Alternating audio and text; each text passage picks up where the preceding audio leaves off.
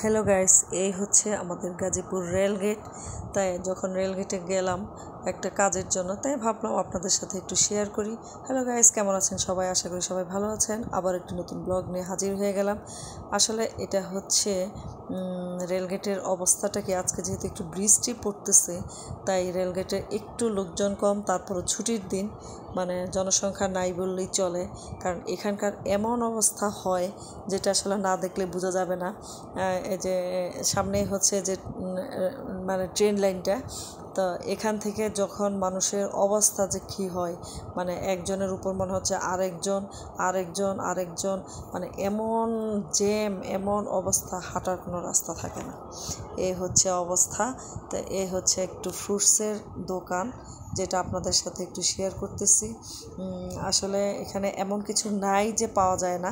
Gazipur rail gate এমন কিছু, মানে অনেক মনে হচ্ছে অনেক বছর পর দেখতেছি আমি, মানে সব কিছুই পাওয়া যায়। আপনি কি একদম সর্বনিম্ন দামের কিছু কিনবেন সেটাও পাবেন, সর্বোচ্চ দামের কিছু কিনবেন সেটাও পাবেন। এই যে বাইরে নিয়ে বসে আছে, তবে জিনিস আসলে মোটামুটি ভালো, যেহেতু এখানে হচ্ছে আপনার 64টা ডিস্ট্রিক্টের লোকজনই এখানে বসবাস করে। মানে গাজীপুর যেহেতু আপনার কারখানায় ভর্তি, এখানে অধিকাংশ লোকই ভিন্ন এলাকা থেকে, ভিন্ন ডিস্ট্রিক্ট থেকে আগমন। মানে সবাই মনে হচ্ছে যে, আমি যাদের সাথে আমি মাঝে মধ্যে একটা কাজ করি, যখন আমি রিক্সা কিংবা অটোদা কোথাও যাই, তখন আমি জিজ্ঞেস করি যে আপনার বাড়ি কোথায়, যে আপনি যে চালাচ্ছেন আপনার বাড়ি কোথায়।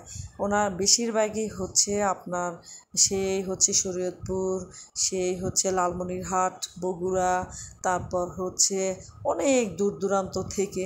মোট কথা ওনারা এখানে এসে সবাই কর্মে ব্যস্ত।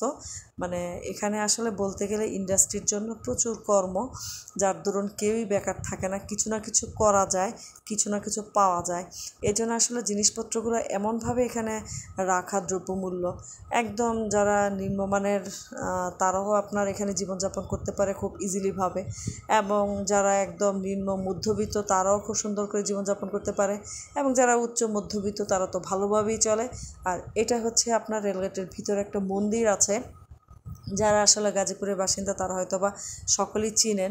এই মন্দিরের ভিতরের যে জিনিসপত্রগুলো, দ্রব্যমূল্যগুলো, যেমন ডাল, তারপর পাস্তা, অনেক ভ্যারাইটিস ধরনের জিনিস পাওয়া যায়। এখান থেকে নিলে আসলে একটু চিপ রেটে পাওয়া যায় মন্দিরের ভিতর থেকে। তাই খুঁজে খুঁজে ওখানে একটু গেলাম, যে দেখি একটু চিপ রেটে কোথায় কী পাওয়া যায়।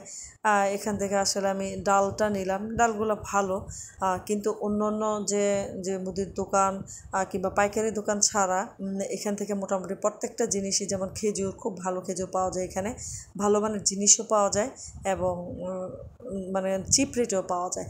এটা হচ্ছে অবস্থা। তো মন্দির থেকে একটা কিছু নিয়ে আমি আসলে একটু ডাল কিনে আমি বের হয়ে গেলাম। তাই ভাবতেছিলাম যে রাস্তার পাশ থেকে আসলে কী কিনা যায়, কারণ যেদিকে তাকাই শুধু আপনার বিভিন্ন ধরনের সবজি। আর এখানে হচ্ছে আজকে বৃষ্টির জন্য সবজির দোকানগুলো কম রাস্তার ধারে, কিন্তু যখন এই যে ট্রেন লাইন যখন না আসে, তখন ট্রেন লাইনের উপর ওনারা সবজি বিক্রি করেন, এবং ওখানে এতই ভালো ভালো সবজিগুলো পাওয়া যায়। বিশেষ করে বিকেলের দিকে গেলে এমন কোনো সবজি নাই যে এখানে পাওয়া যায় না। আমি একটু এই যে ভিতরে ঢুকলাম, ফলের দোকানের ভিতরে, আপনাদের সাথে একটু শেয়ার করার জন্য এবং কিছু ফল কেনার জন্য। এই যে ড্রাগন, মানে ফলগুলো দেখলে আমার এতই ভালো লাগে একসাথে। মানে মোট কথা হচ্ছে যে আপনি গাজীপুরের রেলগেটে যখন যাবেন, মানে আপনি কোনটা রেখে কোনটা কিনবেন, মানে প্রচুর জিনিস আপনি দেখে যাচাই করে কিনতে পারবেন। এটা মনে হচ্ছে যে কলার আড়তই বলা চলে, ভ্যারাইটিস টাইপের কলা নিয়ে থাকে এবং মোটামুটি চিপ রেটে পাওয়া যায়। তাই আমি বাধ্য হয়ে ওখানে চলে যাই। ধন্যবাদ সবাইকে।